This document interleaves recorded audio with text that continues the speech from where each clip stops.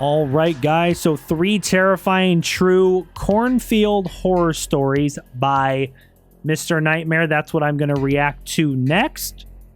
This was requested by Ray Rayber. Again, Ray, thank you for the support, man, as always. Let's go ahead and check this out. 3 terrifying true Cornfield horror stories.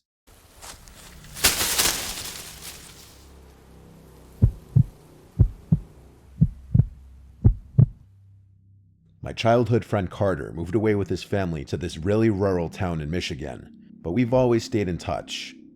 His family is very country, and I'd go as far as to say they're kind of rednecky, so the move there was no surprise. Little redneck. His family loves me, and I'm always welcome to go visit.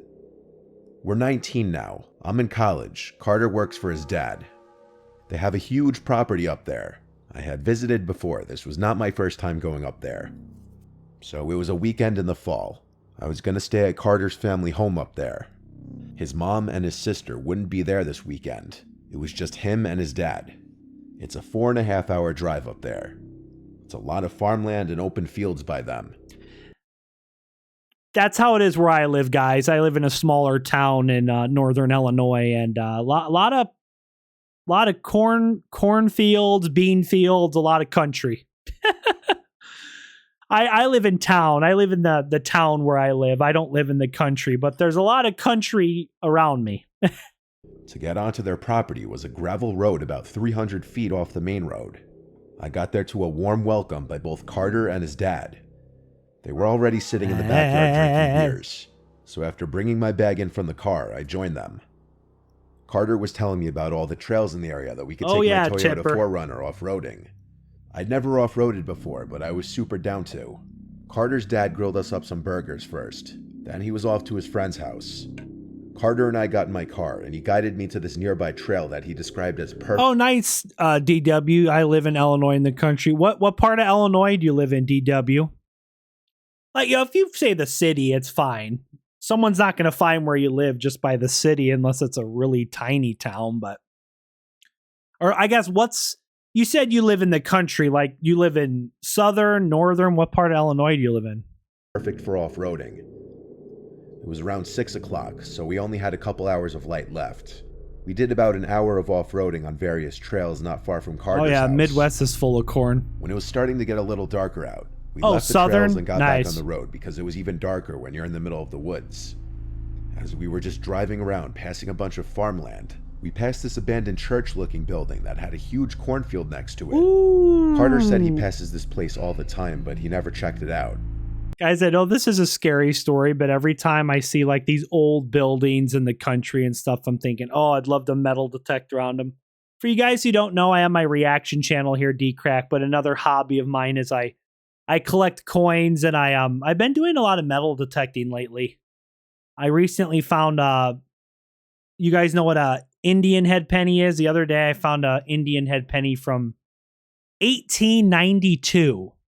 So that's 100 and something years old. I found it in the ground. Beautiful condition. I find a lot of cool stuff metal detecting. So what do? Of course, we both agreed to go back and check it out later. But Carter said we should take the bikes over later. His family has 1 million mountain bikes, fully equipped with lights and everything. We drove back to his house. He grabbed a backpack and threw some tequila and a bottle of Sprite in it, along with some flashlights. We took the 2 best bicycles they had. Each had night riding lights mounted on the handlebars. He said it would probably be a 20-minute bike ride. Both of us are big fitness guys and have been since high school, so I didn't even mind a long bike ride. When we got to the abandoned building, it was pretty dark out now, hence why we brought flashlights. The grass was very overgrown too. We made sure no cars were coming before entering the property just to be safe. Guys, I don't mind bike riding, but at nighttime when it's dark out in a creepy cornfield, no thank you. I think I'll ride my bike during the day. We hid our bikes a little bit into the cornfield just so they wouldn't be seen. There was still just enough light outside to navigate without turning on the flashlights. We didn't want to make it too obvious we were here. We were thinking of getting some cool, artsy shots of each other for our Instagram inside the building, if we could find a way inside. Oh, hell no, that's definitely an old freaking church. creepy. The windows confirmed it. Freaking went to look creepy. through one of the windows, and it was way too dark to see inside. I told Carter to hand me a flashlight. The flashlight made all the difference. We could see inside. Yeah, now. Ryan, not in the dark, We bro. both noticed something strange in the pews. It was what looked like a person's head hunched over, sitting down with their back to us. Oh, Carter said it looked hell like a no. mannequin, especially considering it was completely motionless. A person sitting in the freaking pew? It's freaking dark out in an abandoned church. I think my ass would be out of there fast. Someone sitting in the freaking pew. We placed a friendly bet. Carter betting it was a mannequin, and me betting it was some drunk homeless man. We went to the front door of the place, and saw it was boarded up. Carter shook the door just for the hell of it to see if it would budge, but there was no shot. He implied this meant he won the bet because there was no way for a homeless person to get in there. I said, hold up, let's check the other windows for a closer view. Oh, So gosh. we walked along the other side of the church to the window we knew had the best angle of whatever we saw in there. But now, when I shined the flashlight through the glass, whatever was in that pew just a couple minutes ago was gone. I told Carter he owes me money because I was right, even though that was also terrifying. He asked, where did they go then? I shined the light in every direction until we both spotted it at the same exact time and jumped. The man standing right to the left of the window on the inside. He was looking at us. It didn't look like no homeless man to me, though. So it's not like a ghost or something paranormal. It's like an actual person. There's some just creepy dude hanging out at this abandoned church. That's not creepy at all, is it? Jeez. We took off running back to the cornfield. We tried to find the bikes in a panic, but we couldn't. It was so dark out now that we were avoiding turning on our flashlights to expose ourselves. We heard a slam from the church building. It sounded like some kind of door. Carter Oh told me to be no, the quiet because he freaking heard door sounds in the slammed. cornfield, like the crops Gosh. being brushed through by someone. Then it just stopped and went silent. Dead silent. No breeze at all, so all the crops were just still. We were stationary, ducked down, scared to move. We were in this position for a solid minute before Oh, Carter said in a low no. voice, "Which way did we leave the bikes?" And this was when we heard the crops mere feet away from us being brushed aside as someone was clearly running towards us. No. I screamed go as we both beelined through the crops as some of them were smacking me in the face. At some point, we cut out into the open, leaving the cornfield, running back to the road. We were no longer being chased. Carter called his dad right away, and he came and picked us up. What the actual hell? That's freaking terrifying. Someone chasing you through a freaking cornfield? Hell no. He wasn't the kind of dad to get pissed at us for trespassing or drinking or anything like that. He was more so pissed about the bikes, but he said we were right to leave the bikes and run. The next day, he drove us back to that church, bringing his gun with him. We looked in the crops until we found the bikes. Then we threw them in the bed of Carter's dad's truck. We were about to leave when we took a look back at the church and saw someone at one of the windows. What? It had to be the same person. I guess when he saw us notice him, he creepily walked away from the window. Carter's dad said, "Let's get the hell out of here," because that was Does somebody live? Does somebody live in that abandoned church? Why would you live in a creepy church? Unless he's homeless or something. That's freaking weird. genuinely disturbing. For his dad to be creeped out meant a lot. He's a pretty tough guy. We went to some barbecue place afterwards and had a bunch of food and some drinks. Afterwards, Carter's dad called some town number to let them know someone was squatting in that abandoned building. Yeah, someone As long lives as it in was the brought to their church. attention, I think you're at least right, we felt Ryan. like we did something. Who knows if that man is still hiding in that church, though? Or who he was, for that matter. It's freaking weird. That'd be scary. I wouldn't want to live in an abandoned church out in the middle of the freaking corn. I live on a farm with my brother and his wife. We split the responsibilities in the busy season. In the off-season, they go off traveling quite often. My fiancé passed away a few years ago. I haven't really put myself back out there That's just sad. I spend a lot of time alone, and the off-season Barbecue? really gets me. Yes, Ryan. This was early October, right around the time before our last harvest. My brother Joe and his wife were out of town for a few days. Figure something like this would happen while I'm holding the fort myself. It was a night like any other. The windows in the house were still open to allow that refreshing October breeze to flow through the house. Outside, I suddenly heard a scream. It A was the scream of a scream? female. Oh. I couldn't tell if it was a teenage girl or a grown woman, but it was blood-curdlingly high-pitched. I sprang up from my lazy boy recliner and went to my gun safe in my bedroom to grab my rifle. I went outside to be greeted by the breezy, chilly air. I stood on the front porch for a second, waiting, and I heard the scream again. It was coming from the cornfield. I fired a round into the air as a warning shot. I didn't at that moment know what was happening. Is it a freaking skinwalker? It's like the sound of a woman screaming out in the corn. Is it a skinwalker or something? It could have been someone in danger or a group of teens messing around being punks. Oh. After I fired the round, I don't want to heard know. a woman's voice yell, "Help," before there was nothing but silence. I called out, "Who's out there? Where are you?" Nothing but wind now. I turned on every exterior light I had on my house, and I also grabbed my cell phone and called 911 as I walked into the cornfield, calling out, waiting for a response. After telling the operator what I heard, I was left to wait for a few police officers to arrive. There were a total of 4 that ultimately showed up, and with the help of them, we all checked the cornfield, shining flashlights and yelling out for anybody who needed help. I'd imagine that anytime someone is reported screaming for help, the cops take it a little more seriously. After we ultimately found no one, I was told by one cop to call 911 again if I should hear anyone scream for help and that they'd be nearby. Then they all left. I went back inside of the house, not before taking one more look out to the cornfield. I closed the door and turned off all the lights. There's not much to do in this. Paranormal Gaming says maybe a loudspeaker trying to trick him to go out there. Oh, like lure him out there? Who knows, man? County for the local kids. Who knows? So it didn't seem unbelievable that maybe it was some kids trying to scare some random farmers and homeowners. After another hour of watching TV, I went upstairs to bed. I took a couple melatonins to help me sleep, as I'm a chronic insomniac. Usually, I'd say that's unfortunate. After, I'd guess, an hour and some minutes. See, that's one thing I've never had trouble with. If I'm tired, I'm able to go to bed and get a good night's sleep. I feel bad for people who have insomnia where they're tired, but they can't fall asleep. That'd be difficult. Creaks and clunks from downstairs. I just realized I never closed the windows downstairs. Oh, dude, why would you not? You can hear everything through the paper-thin walls in this house. Why would you not lock your windows, bro? I grabbed my cell phone and called my brother Joe. He picked up, and I asked him in a whisper if he's home. He said no. In that moment, all the hairs on my body stood up, and I knew now I was in fight or flight mode. Oh. I told my brother there's someone in the house. Call the police for me. He was a few towns away, so it would be the same dispatch center. He said he would, no questions asked, and hung up. I tiptoed as quietly as I could to the safe and grabbed my shotgun. I know for a fact I made a noise as I crept to it, though. It was inevitable. At least he has a shotgun. Jeez. That's going to be helpful if someone's breaking in your house.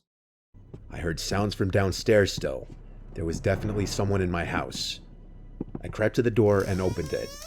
I looked down the stairway to the downstairs. I could still hear the breeze flowing through the house downstairs. The hairs on my arms were standing up. I started inching down the stairs one at a time, trying my best not to make a sound. Yeah, right, made it down Ryan? a few steps For before sure. hearing footsteps from downstairs on the wood floors creeping closer to the stairway until a tall, skinny figure appeared at the bottom of the steps. What? I cocked the shotgun and said, "Don't move." He didn't listen. He almost calmly walked out of sight, and I heard his footsteps then pick up to a run through the living room and then out the back door. I yelled stop as I briefly attempted to chase him, but as soon as he was out of my house, I locked the door and called my brother. Oh He said my the cops were on the God. way. Damn. I locked every single window on the first floor and waited for the police to come back. It was the same officers. They did a little search of the perimeter of the property this time with all the lights on. One of the officers said he was going to stay on the property for the night, though I don't think that guy was coming back after seeing I was armed. In fact, he never did. But the story... Yeah, I think the guy ran out of there knowing you have a shotgun. He got the hell out of there, which is probably smart. But why was he in your house in the first place? Was he trying to rob it? Was he some weirdo breaking into your house? Like, what was he doing there? Doesn't end there. I was finishing up the last harvest of the season in the combine, and while doing so, I noticed a shoe in the field. I stopped the machine to go pick it up and examine it. Oh, it was a woman's shoe, size 8.5. Oh, this got me thinking back to the screams I heard, followed by the man breaking into my house hours later. I called 911 once again and left the shoe where it was to not hinder any potential evidence. When police came, they did another investigation of the cornfield, and they took the shoe as a piece of evidence to a possible disappearance. They even brought police dogs to sniff out any possible scents. A woman went missing? Strange thing is, there was no missing female reports in our county. Not at the time, at least. I hope whoever's shoe that is still alive today. It makes me sick thinking someone might have been murdered on my farm.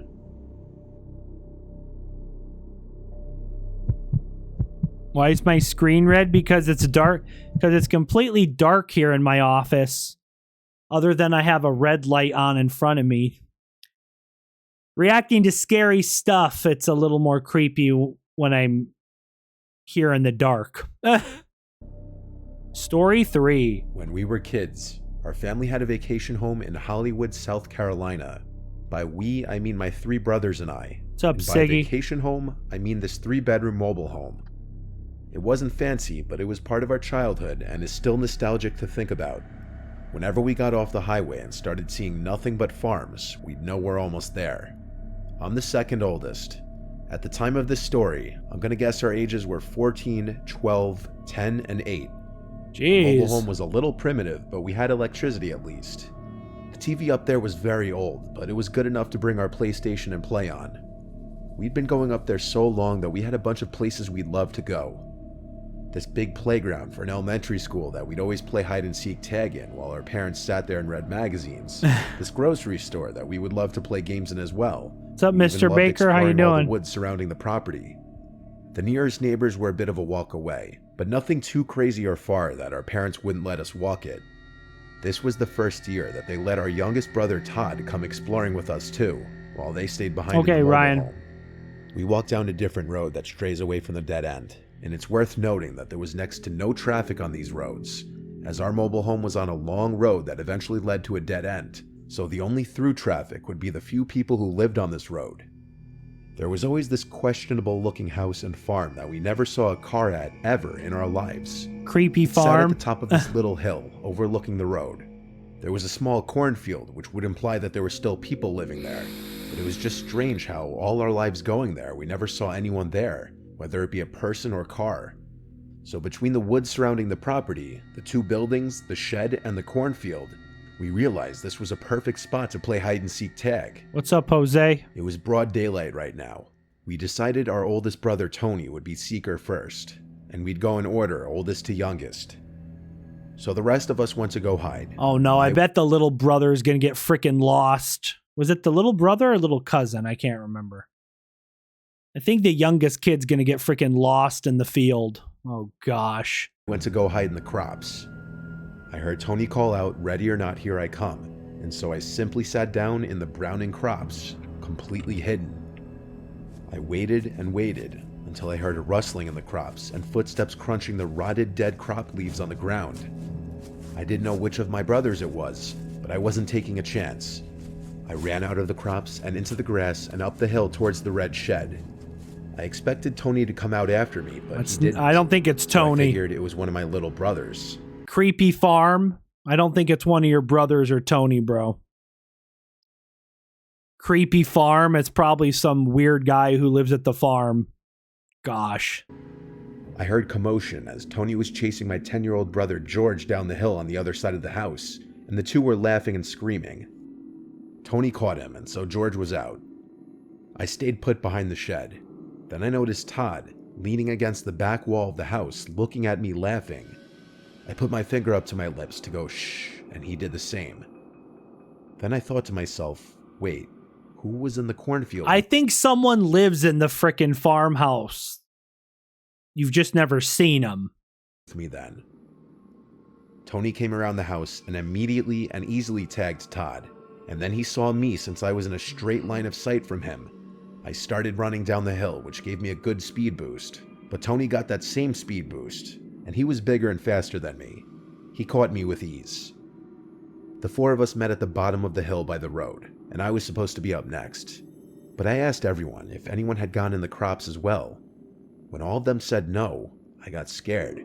Oh, I told them I gosh. heard someone walking in the crops, and it may have been the homeowner, so we should leave. With that, we left in a hurry and walked back to the mobile home, where our parents were watching a movie in the living room. For dinner, we went to the local pizzeria that we all loved. Ooh, pizzeria. Ash. From what I remember, our dad told us that nobody lived in that house that we were playing at. So when we Or so the dad thought. Nobody lived in that farmhouse. Maybe someone lived there. The dad just didn't realize. got back and it was dark out, we just knew we wanted to play flashlight tag now. Our mom didn't want Todd coming out with us past dark, and I'm sure they only let us go because Tony was 14 and they thought he was old enough to keep an eye on us. So the three of us ventured off back to that house to play flashlight tag, which basically is hide and seek, but if you get exposed by the seeker with a flashlight, you're out. Once we got to the property again, it was like 90% dark out. They wanted me to seek this time since Tony did last time. They're going back So I there in turned the around and freaking counted to dark. 60, and then I shouted, "I'm coming." Things are always 10 times scarier when it's dark out. Kept the flashlight off as a strategy to not give away my position. I could just barely see enough to navigate around. I ran up the hill to the house, which had no lights on. I peered around the walls of the house, and then the shed. I didn't see either of them. I looked into the trees, and decided to turn my flashlight on and look through the 10 tree times line. more fun. Still nothing, so I Lot turned the flashlight scarier. back off. I knew one of them had to be in the cornfield. It was too obvious of a hiding spot. It was small enough that I could check it out. I got to the bottom of the hill by the cornfield and quietly pushed my way in. It was hard not to make noise in here, but I tried my best. I also kept the flashlight off to not make it obvious I was in here. It's freaking I Leatherface. didn't realize until now that it was dark out. You imagine if you're playing hide and seek in the dark, guys, and all of a sudden you hear a chainsaw. I'd crap my pants. Absolutely scary this was at night. As I was sneaking around the crops, I heard footsteps inside the crops. Oh, here we I go. had to be sneaky if I wanted to catch them. I honed in on exactly where the footsteps were coming from, and when I heard them right on top of me, I turned on my flashlight and yelled, "Caught," but all I saw was the back of someone running away from the light. "Who is that?" I said. "You're out." Then I heard this creepy laughter. It wasn't the laughter of my brothers, or any kid for that matter. It Ugh. sounded like some deranged adult. What's up, Maggie? I was frozen, apart from moving my hand with the flashlight around trying to see who it was. I heard a grown man's voice say very softly, "Can I play with you guys?" And then I saw his face. It was half covered by the few crops still separating the two of us. Oh, From no. what I could tell, he had this kind of deformed looking face. I really couldn't Ugh. tell if it was a mask or not. It is I Leatherface. ran out of the crops and started yelling my brother's names. Deformed saying, face. "Run, game over." I heard them both yell back at me from the same spot. They hid together. I saw them running down the hill with their flashlights on. I turned mine on and told them to just keep running. We ran all the way down the road until we got back to our property, and we were out of breath. But I told them there was some deformed-looking, freaky man hiding in the crops, and Ugh. that he was probably the one I heard in the crops earlier, too. I still remember their faces when I told them this. When I told my parents, they looked confused, and my dad didn't seem to know how to react. My mom made it clear she didn't want us going off the property past dark anymore. Honestly, I didn't want to anyway. I had trouble sleeping that night, thinking, what if that man was outside? Yeah, in no pitch darkness, shit. Trouble outside one of the sleeping. windows? I could tell I freaked everyone out a little I'd bit have a with my hard description time of the man. sleeping too I after had no that. reason to make it up, though, and they knew that. It goes without saying, we didn't go back to that property up the road. Thank God it wasn't that close to our property. My family sold the property only a few years after this. Oh, jeez. That was freaking creepy, guys. 3 terrifying true Cornfield horror stories. Guys, what lesson did we learn from watching that? Don't go in cornfields at nighttime. There could be some creepy person hiding in the cornfield. Oh, man.